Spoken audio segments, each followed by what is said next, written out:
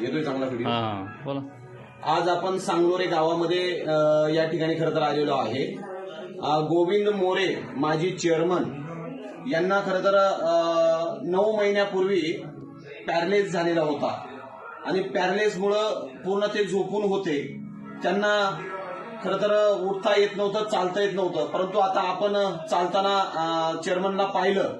Chairman, तुम्हाला अमृत ज्यूसच्या माध्यमातून काय फरक जाणवला हे तुम्ही सांगायचंय. म्हणजे चालता यायला लागलं पुढे पहिले ही पाळी ही ना चढता येत नव्हती पहिले वाटलेला. त्यानंतर तुम्ही पेल्या गरज द्यायला लागलं. दुसऱ्या बाटलीला पायऱ्या उचलून द्यायला लागलं. प्रत्येक बाटली पेलो का ही बाटली संपली करत बराच फरक पडत. बघा, चेअरमन पूर्णपणे जागेवरती झोपून होते. त्यांना पहिल्या बॉटलमध्ये पूर्णपणे उठून चालायला लागले. दुसऱ्या बॉटलमध्ये घराच्या पायऱ्या ते उतरायला लागले आणि आता हळूहळू ते स्वतः चालतात.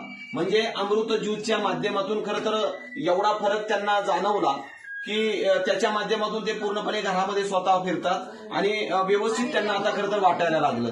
अतिशय चांगल्या प्रकारचं हे अमृत ज्यूस आहे आणि हे पॅरलेस वरती अतिशय प्रभावी आहे.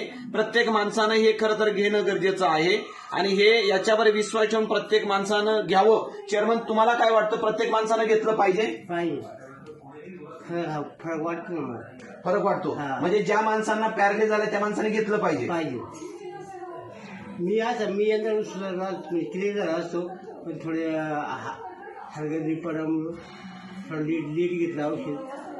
मी केव्हा आलो होतो तुमच्याकडं हे सांगायला? पहिलेच मुंबईला मला नेलं ते तुम्ही लगेच झाले मस्त.